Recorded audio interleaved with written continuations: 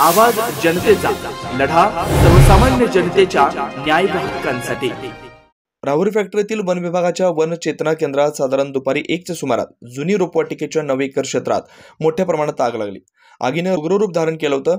अग्निशमन दल येईपर्यंत सुशीला उर्फ माया आल्हाट व त्यांची सून गीता आल्हाट या दोघींनी जीव धोक्यात घालून आग विझवण्यासाठी प्रयत्न केले।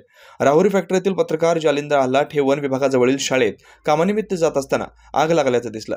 त्यांनी तातडीने अग्निशमन विभागात संपर्क करून पाचारण केलं। देवळाली प्रवरा नगर परिषदेचे अग्निशमक बंब व कर्मचारी आग विझवण्यासाठी तातडीने घटनास्थळी दाखल झाले। तोपर्यंत वन क्षेत्रात मोठ्या प्रमाणात आग लागलेली होती। वन विभागाच्या वनचेतना केंद्राजवळ राहत असलेल्या सुशीला उर्फ माया आल्हाट व त्यांची सून गीता आल्हाट यांनी शेजारील शाळेला आगीची झळ बसू नये म्हणून आग विझवण्यासाठी स्वतःच पुढाकार घेतला।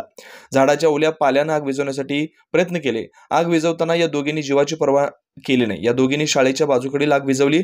अग्निशामक बंबाच्या साह्याने पाण्याचा फवारा मारून आग आटोक्यात आणण्यात आली।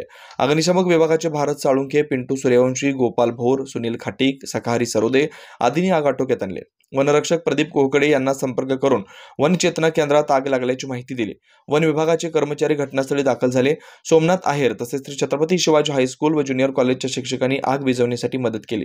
जे दुपारी 12-1च्या दरम्यान राहुरी वन परिक्षेत्र हद्दीतील असलेले 216 फॉरेस्ट नंबर क्षेत्राची पाहणी करीत असता राहुरी फॅक्टरीवरून स्थानिक रहिवाशाचा कॉल आला की वन चेतना केंद्राला आग लागली। त्यानंतर मी तिथून लगेच येऊन रहिवाशांच्या मदतीने व फायर ब्रिगेडच्या मदतीने आग विझवण्याचा आटोकाट प्रयत्न केला। 1 तासानंतर आग आटोक्यात आली आणि त्याबद्दल मी जनतेचे बी आभार मानतो आणि राष्ट्रीय संपत्ती जपण्यासाठी जे ज्यांनी सहकार्य केले त्यावेळेचे मी सगळ्यांचे आभार मानतो। यापुढे अशीच सहकार्याची अपेक्षा आहे।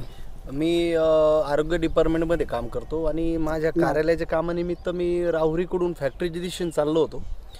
फॅक्टरीच्या दिशेने जात असताना मला या ठिकाणी थोडेसे धुराचे लोळ दिसले।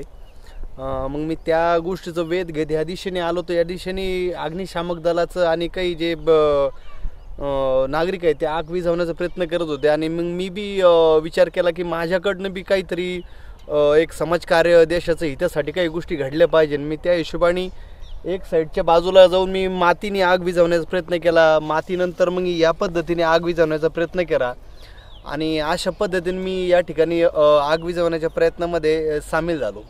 नवनवीन घडामोडी आणि सत्य बातमी पाहण्यासाठी आजच आमच्या YouTube चॅनलला सबस्क्राइब करा, शेअर करा आणि लाईक नक्की करा।